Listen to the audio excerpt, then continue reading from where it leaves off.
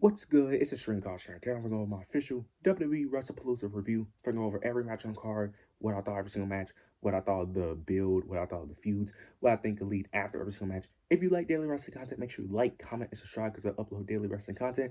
This review is going to be very negative. I'm just going to be honest. This review is going to be very negative, so be prepared for that, but I'm going to go ahead and just straight into the review. The first match we start off with is Brock Lesnar versus John Cena. This match was absolutely terrible. I really don't understand what are we doing with John Cena retirement tour. We're wasting one of the few appearances that he has. He has like 5 or 4 appearances left, and we're wasting it on a swatch match between Brock Lesnar. Why? Now, I think I know where this is possibly going because I mentioned this in my SmackDown review that this is probably going to lead to War Games because John Cena has no appearances between now and Crown Jewel. They're probably running a rematch there, and then they're probably going to have a War Games match with Brock Lesnar in it, and John Cena might be in the match. But even then, it's like, why? Like, we're wasting John Cena's retirement tour on Brock Lesnar of all people. Like, bro. And then the F5s in this match was ridiculous. He did like 8 F5s, bro. And I understand what they was going for. Make Brock Lesnar look like a monster. My issue is the repetitiveness. If they wanted to have him spam finishers, because that's all Brock Lesnar was good for, that's all he ever been good for in his career, spamming moves, they should have done different varieties of his finisher. Have him do it on a steel chair. Have him do it on the steel steps. Have him do it through an announce table. Something different. But no, he just kept doing the same thing in the same spot over and over and over again. And at this point, it's looking like this might actually be his retirement match, which is even more ridiculous. Like, bro, the fact that this match wasn't even that long either. This match was very short, really ridiculous, bro. But the fact that we're going to have this program continuing is very sad, very upsetting. This was a very bad way to start the show as well, because after this match, it really deflated the crowd. But to be fair, Indianapolis has been a bad crowd for a while now. They need to stop going here because the crowd sucked. The crowd was terrible. This match was absolutely terrible. And it is tough watching WWE right now because, my God, it is getting harder and harder to defend them, to be honest with you, because this show sucked and this was just a bad opener, man. Like, I was really disappointed in this match. I'm fine with Brock Lesnar winning. I just didn't like the way how he won. I wish they would have just done it differently, but this was terrible. The next match, we ended up getting the Usos versus Division. This match was solid. They ended up getting LA Knight as the special guest referee, which I did enjoy because this is going to add to eventually Jey Uso or LA Knight turning heel, because Jey Uso is probably going to blame LA Knight for them losing because Division did pick up the victory, as they should. We ended up getting basically a Extreme Rules tag team match because they was able to do whatever they want because LA Knight just didn't care. Now, it doesn't make sense for LA Knight to be the special guest referee because he has animosity towards both tag teams. So that was a bit weird from Adam Pearce to just make him the special guest referee, even though he has motives against both. But it made it a lot more fun. I thought it was a good match, but it was typically what we've been seeing. It was basically a Raw main event. It was a good match. It was just nothing special, but I like that the Division one keeps them looking strong. I would say I'm interested to see how this plays out, but at the same time, I'm kind of not because I feel like I know how this is going to play out. I'm assuming we're probably going to get some altercation between Jey Uso and LA Knight, and then we're probably going to get a main event between Division and LA Knight and Jey Uso probably tag teaming on Raw. Something like that, but I could be wrong, but let's see how this plays out. But overall, it was a good match. Now we end up getting Io Sky, Stephanie McMahon for the vacant Women's World Heavyweight Championship. This match, I'm going to be honest here, I think I'm in the minority. This was a good match. It wasn't great. A lot of people are saying this was amazing, match of the year. I don't know about that. I think there are plenty of better matches in my opinion. I thought it was good. I just didn't think it was anything special like most people are saying. I I feel like they had better matches on Raw. Like, I think their first 2 matches were better. I can name plenty of women's matches that was better. Rhea versus Io Sky clears this. The Becky Lynch at Lyra trilogy clears this. Bayley versus Lyra on Raw clears this. Like, there's so many matches I can name that was way better than this. Like I said, it was a good match. Arguably the best match on the show, but it wasn't great in my opinion. That's just me personally. Stephanie McMahon picked up the victory. Very shocking. Very curious to see how they booked this because we know with that world championship, they are not good at booking title reigns with that world championship, especially with the ones that can't speak English that well. But to be fair, she has gotten a lot better with her English and she is speaking it very well. Now, my main concern is how they're going to book her because we see how they book Io Sky with her not being on television. And Stephanie McMahon barely even gets TV time as is. So that's my main concern with Stephanie McMahon because they barely feature her on TV. Now, I will say this. I do like her winning because I have been saying this with WWE is that not every person that gets called up from NXT needs this long awaited wait for them to be champions. Some people are just meant to win the title early. And I think Stephanie Becker is one of the ones. Now, I will say this. WWE are kind of getting bailed out with building a story around her because the next pay-per-view is Crown Jewel. That's title versus title. So you don't really need to build anything there because she's facing Tiffany Stratton. And we know those are force feuds. Then she has War Games, which most likely she'll be in the War Games match. So that is another force feud that they don't really have to book at all to build a rivalry. So they really don't have to do anything until December.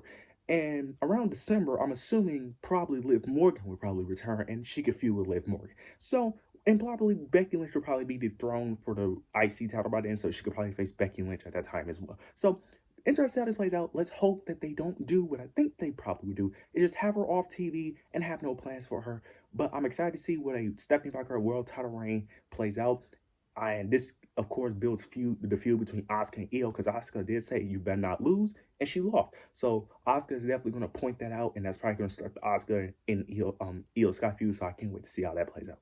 Now we end up getting the mixed tag match between Seth Rollins, Becky Lynch, CM Punk, and AJ Lee. This match was good, but I do have my problems with it. For one, they took forever to do the hot tag to AJ Lee. I get what they was going for, but bro, they were stretching this out way too much. Number two, they did way too much women hitting men in this match.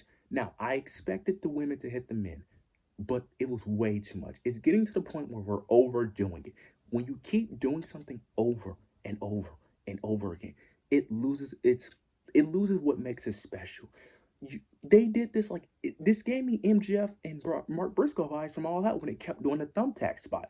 They kept doing this where they kept having AJ attack Seth or Becky Lynch attack Punk. It was getting ridiculous at points. Like, it was really tiresome, and I'm really getting sick of it. At this point, they need to both get finishers from both men. And I love Becky Lynch, but she needs to get a GTS like 20 times from the CM Punk at this point. And AJ Lee needs to get curb stomped by Seth Rollins. Like I get it. I get what they was going for, but bro, it's too much. Like, we're already at the point where you don't need to do that anymore. We get the point. Like, you don't need to have Becky Lynch keep hitting CM Punk so many goddamn times. Like, it's getting ridiculous. Like, calm the fuck down with that. Like, I understood, like, I knew they was going to do it, but it was way too much in this match. It was very repetitive.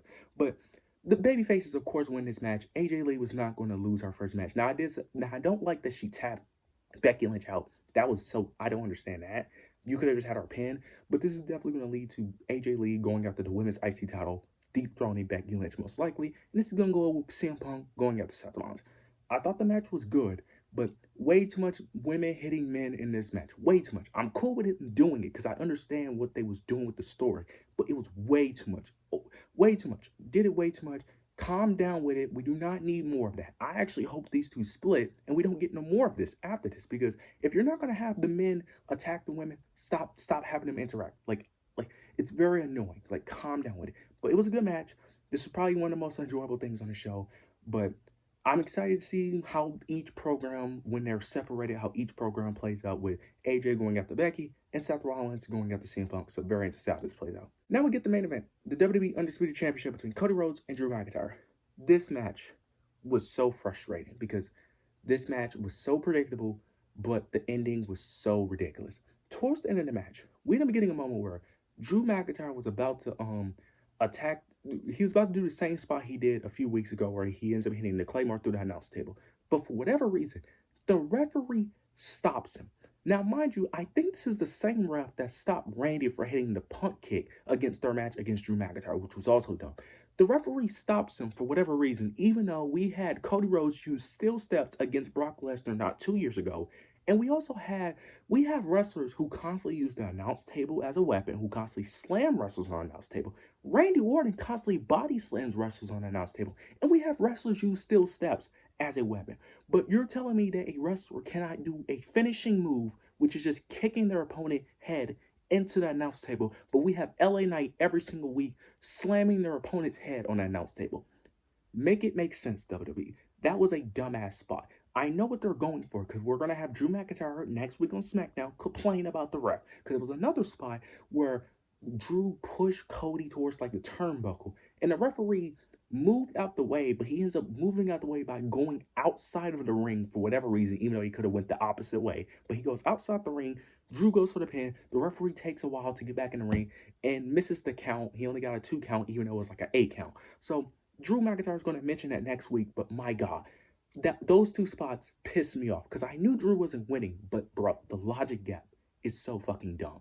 And then I didn't expect Randy to come out or Randy to turn heel because it doesn't make sense for Randy to turn heel. Why would he turn heel on Cody? He has no motive to turn heel on Cody yet. So, and plus, he still hates Drew McIntyre. So it's like, it doesn't make sense. But bro, the fact that we had those 2 spots and then Cody retains, this show overall sucked. Like, this show was bad, bro.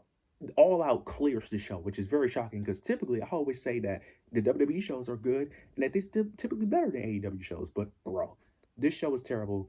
I can't defend this, bro. All Out was the way better show, which is shocking because I had no high hopes for All Out. I was not excited at all. I was excited for the show, but this show completely underdelivered, completely terrible. You guys let me know your overall thoughts and opinions of this show because I can't really speak about the show anymore because I'm just completely disappointed. I haven't felt this disappointed in a wrestling show in so long. I can't remember, to be honest. This is easily the worst show of the entire year for both wrestling companies. But let me know your overall thoughts and opinions down below. Make sure to like, comment, subscribe. But yeah, that's it.